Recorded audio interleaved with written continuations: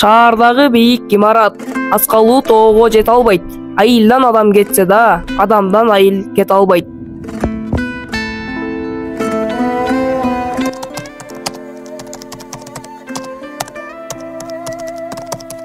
Биз келечекте айылыбызды ушундай элестетебиз.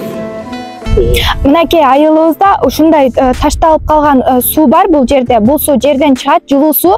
Мына ушул сууну биз жөн эле ташталып ысырапкорчулук кылбастан биз ушул жерде келечекте бассейн же болбосо курортный зона курулуп, адамдардын жашоосуна жана ошондой эле тамчынын элине чоң пайдасын тийгизип, жана ошондой эле Кыргызстандын экономикасына көптөгөн салымдарын кошот деген үмүттөбүз.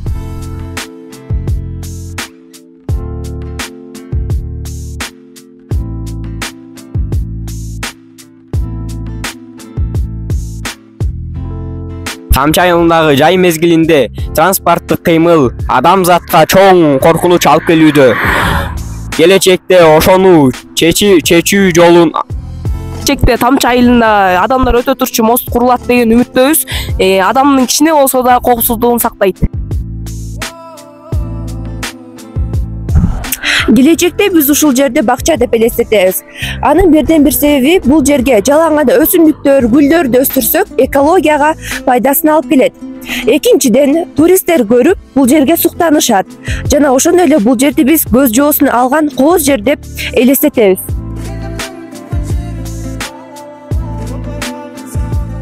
Борбор шаарыбыздагыдай ири азык-түлүк маркети курулат деп элестетебиз.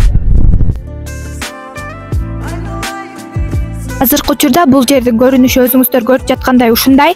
Келечекте биз бул жерди таза жана көздүн жоосун алган балдар аянтчасы курулат деген ишеничтебиз жана элестетебиз.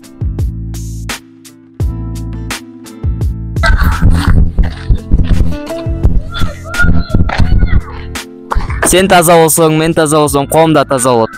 Мен Тамчы айылын келечекте экологиялык жактан таза жана жаңы урналар коюлат деп элестетем. Айылым алтын турагым. Айылым алтын бешигим, тамчым кут тамган жерим. Айсем, карачы көлүбүз мурда таякталчу билесиңби? Азыр карачы көлүбүз азайып бартат. Ушу адамдарга такыр түшүнбөймү? Бир 2 ай сезон ичинде бир кичинекей болбогон акчага эле көлүбүздү кирдетип. Эмне кылып сактап калсак болот көлүбүздү? Акыла алып кирип калса көлгө. Неге? Акыладан коркуп адамдар көлгө түшпөй калмак да. Анда бир 4-5 акула болот, Буяка алып келип коебуз, жок дегенде 1-2 жыл болсо да ысык көлүбүз тазаланып буйруса. Мыйыл ысык көлүбүз сакталат буйруса. Жогоруда айтылгандардын барына келечекте биз салымыбызды кошобуз.